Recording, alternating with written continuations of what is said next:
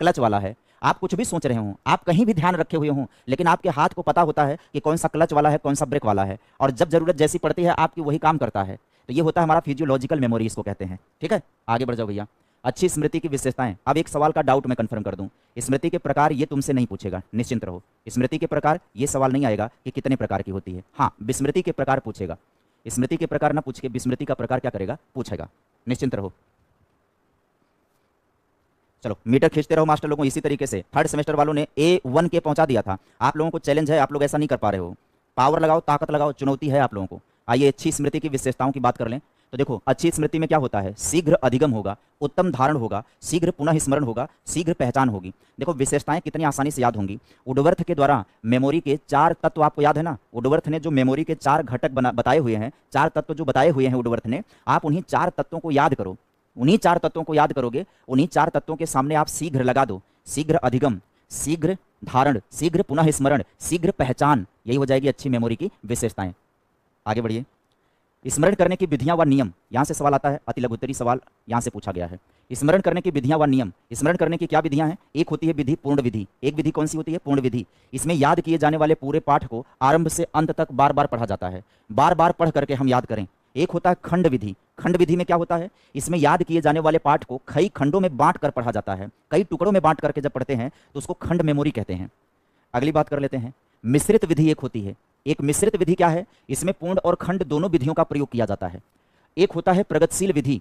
प्रगतिशील विधि क्या है, इसमें पाठ को कई खंडों में बांट लिया जाता है और फिर पहले खंड को उसके बाद वाले और दूसरे खंड को उसके बाद वाले और दूसरे और तीसरे खंड को और क्रमशः एक एक को जोड़ते हुए पढ़ा जाता है। कुल मिलाजुला करके प्रगतिशील मेमोरी का मतलब, प्रगतिशील विधि का मतलब यह है कि चैप्टर को ऐसे डिवाइड कर लिया जाए कि एक के बाद एक, एक के बाद एक, एक के बाद एक, इसी तरह से क्रमशः आगे बढ़ते चलते हुए हम पढ़ लेते हैं। रेड वाला चेंज कर दें, चलो चेंज कर देते हैं रेड, टेंशन मत लो, चेंज कर दिया रेड कलर। अब आगे बढ़ जाओ। एक होता है अंतरयुक्त विधि। इसमें पाठ को थोड़े थोड़े अंतर या समय के बाद याद किया जाता है। यह विधि स्थायी स्मृति के लिए अधिक उत्तम है। अब देखो इसको इंपॉर्टेंट कर लो, स्थायी स्मृति के लिए कौन सी विधि अधिक उत्तम मानी जाती है? अगर आप चाहते हो कि कोई चीज आपके परमानेंट मेमोरी में बैठे, कोई भी चीज आपके परमानेंट मेमोरी में बैठे, उसके लिए आपको पढ़ाई कैसे करना होगा? अंतरयुक्त पढ़ाई करना होगा। इसमें क्या है, पाठ को थोड़े थोड़े अंतर या समय के बाद याद करा जाता है। अब आप लोग बैठते हो तो आप लोग सोचते हो कि एक झटका में सब याद करके निपटा दें, मतलब एक बार पढ़ें, एक झटका में बैठे और पूरा का पूरा याद हो जाएगा, ना होगा। स्थायी स्मृति के लिए हमें क्या करना होगा, थोड़े थोड़े अंतर पर, थोड़े थोड़े अंतर पर यानी थोड़े थोड़े समय के बाद याद करने का प्रयास किया करो।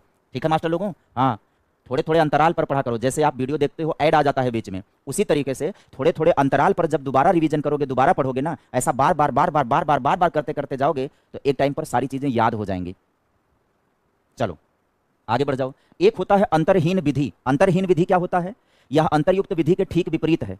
मतलब बिना अंतर के एक ही झटका में सब निपटा दें। एक बार उठाएं, पढ़ते गए पढ़ते गए पढ़ते गए, और फिर दिमाग से पूछें कि कितना याद हुआ बे, तो दिमाग कहेगा तू याद करने के लिए पढ़ रहा था, तो दिमाग कहेगा हाँ। आप कहोगे हाँ, तो दिमाग कहेगा मुझे बताया क्यों नहीं, मैंने कुछ याद ही नहीं किया। तो ये होता है जब आप अंतर नहीं देते हो पढ़ाई में। एक होता है सक्रिय विधि।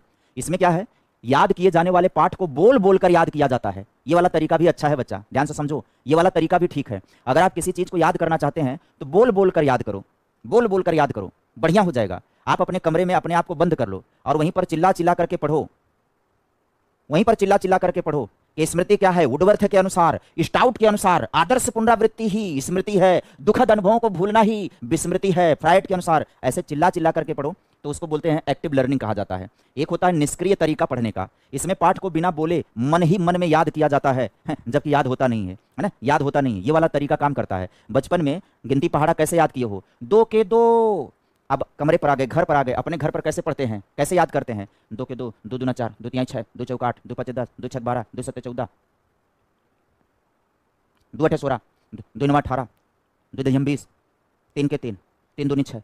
तो बार बार बार बार बोल बोल के बोल बोल के बोल बोल के बोल बोल के बच्चा पूरा याद कर लेता है। और यहाँ कह रहा बिना बोले मन ही मन में याद करना, ये ज्यादा काम करता नहीं है। गिनती पहाड़ा, है ना, का से कबूतर, खा से खरगोश, गा से गमला, ये कैसे याद किए हो? ये सब आप बोल बोल के याद किए हो, याद किए हो कि नहीं?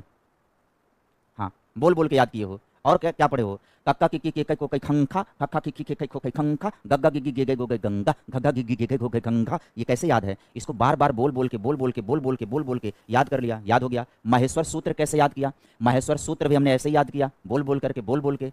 एक और तरीका होता है स्वर विधि। स्वर विधि में क्या होता है, पाठ को लय से पढ़ा जाता है, गीत में पढ़ा जाता है पाठ को। जब पाठ को गीत में पढ़ते हैं तो भी याद आ जाता है, या तो बढ़िया है कि गीत में गा करके पढ़िएगा, है ना, हाँ गीत में गौनई करके पढ़िएगा। एक होता है रटंत विधि, इसमें पाठ को रट लिया जाता है जबरदस्ती का। एक होता है निरीक्षण विधि, इसमें याद किए जाने वाले पाठ को भली प्रकार निरीक्षण या अवलोकन किया जाता है। एक होता है क्रिया विधि, इसमें याद किए जाने वाली बात को साथ साथ किया भी जाता है, यानी डूइंग मेथड होता है। ये जिस चीज को याद करते हैं उसमें हम कुछ ना कुछ करते भी हैं, इन्वॉल्व भी होते हैं, डूइंग मेथड हो जाता है वो। चलिए, एक होता है विचार साहचर्य विधि। विचार साहचर्य विधि होता है कि इसमें याद की जाने वाली बातों को ज्ञात बातों से संबंध स्थापित किया जाता है।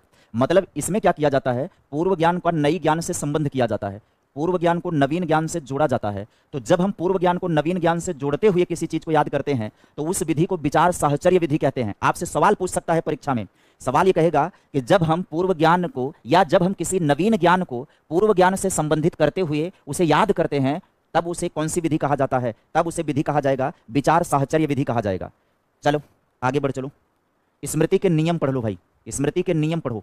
चलो, स्मृति के कितने नियम होते हैं, मीटर चढ़ाओ मास्टर लोगों, मीटर नहीं चढ़ा रहे हो सर, मन नहीं लग रहा है। हाँ मन कहाँ से लगेगा, जहाँ तन का दिमाग लगाने की बात आएगी ना वहाँ मन कैसे लगेगा ये बताओ। हम फिर से दोबारा से वही बात दोहराएंगे जो हमने कल बात दोहराई थी। कल हमने एक बात आप सभी को बताई थी कि आपने बाल विकास पढ़ने में कोई दिक्कत नहीं होती है। जब बाल विकास की बात आती है आप तुरंत पढ़ लेते हो, जब शिक्षण अधिगम की बात आती है तुरंत पढ़ लेते हो, व्यक्तित्व बुद्धि की बात आती है तुरंत पढ़ लेते हो, और सब बातें आपको समझ में भी आती है ना, इसलिए क्योंकि आप बार बार पढ़ते हो उसको। हमको देख रहे हो तो भी वो बात पढ़ रहे हो, दूसरे को देख रहे हो तो भी वो बात पढ़ रहे हो। तो जब हर बार वही चीज़ पढ़ रहे हो तो वो चीज़ें बार बार सुनने से ना भी समझ में आएंगी तब भी अच्छी लगने लगती हैं। अभी स्मृति विस्मृति हो गया, कल्पना तर्क चिंतन हो गया, अभिप्रेरणा और रुचि हो गया, अब अभिवृत्ति हो गया। ये सारे चैप्टर को लोग रेगुलर में देख रहा हूँ कोई कंटेंट दे ही नहीं रहा है। तो जब कोई टॉपिक ऐसा होगा जिस पर आपको रेगुलर कंटेंट नहीं मिलेगा, कोई भी व्यक्ति जो पहली बार वो कंटेंट लेकर के आएगा वो आपको तकलीफ देगा ही, निश्चित तौर पर तकलीफ देगा। लेकिन जब एक से ज़्यादा बार आप सुनोगे ना तो वो चीज़ें अच्छी लगेंगी और नियम भी याद होने लगेगा। ठीक, आओ स्मृति के नियम की बात करें तो विचार साहचर्य नियम पर अवलंबित होता है ये। आप देखो प्रमुख नियम इसका क्या है, समानता का नियम है, पूर्व और नवीन का समानता, असमानता का या विपरीत का नियम है, और एक होता है सहचारिता का नियम, एक होता है प्राथमिकता का नियम, एक होता है आसन काल का नियम, एक होता है आवृत्ति का नियम, एक होता है रुचि की तीव्रता का नियम।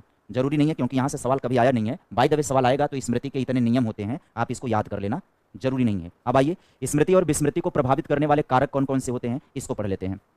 तो स्मरण तथा विस्मरण को प्रभावित करने वाले कारकों की बात करें तो कौन कौन से कारक हैं जो इनको प्रभावित करेंगे। देखो समय अंतराल प्रभावित करता है। अगर किसी चीज़ को पढ़ा है और एक लंबे समय अंतराल तक आप उसका रिवीजन नहीं करे हो तो वह चीज़ क्या हो जाती है, भूल जाती है। अधिगम का स्तर होता है, लेवल ऑफ लर्निंग जिसको कहते हैं, किस लेवल पर आपने जाकर के उसको सीखा है, किस लेवल पर आपने पढ़ा है, तो वो हो जाता है अधिगम स्तर। पाठ्य वस्तु की सार्थकता, स्मरण करने की इच्छा, सबसे बड़ी बात होती है इच्छा शक्ति की। अगर आपको याद करने की इच्छा शक्ति है तो याद करोगे, चाहे जिस भी तरीके का प्रयोग करो याद करोगे आप। अधिगम वातावरण कैसा है, अच्छा वातावरण, रुचिकर वातावरण में आप सीख रहे हो या फिर उबाऊ वातावरण में सीख रहे हो। यदि अच्छे और रुचिकर वातावरण में आप सीखोगे तो चीजें याद होंगी। आगे बढ़िएगा, मानसिक स्थिति, अभिप्रेरणा का नियम या सीखने की विधि या मादक द्रव्यों का सेवन, मार लिया अगर चीलम, मार लिया अगर गांजा और चीजें पढ़ लिया तो वो तो भूल ही जाएगा ना। आप आगे बढ़ चलिए।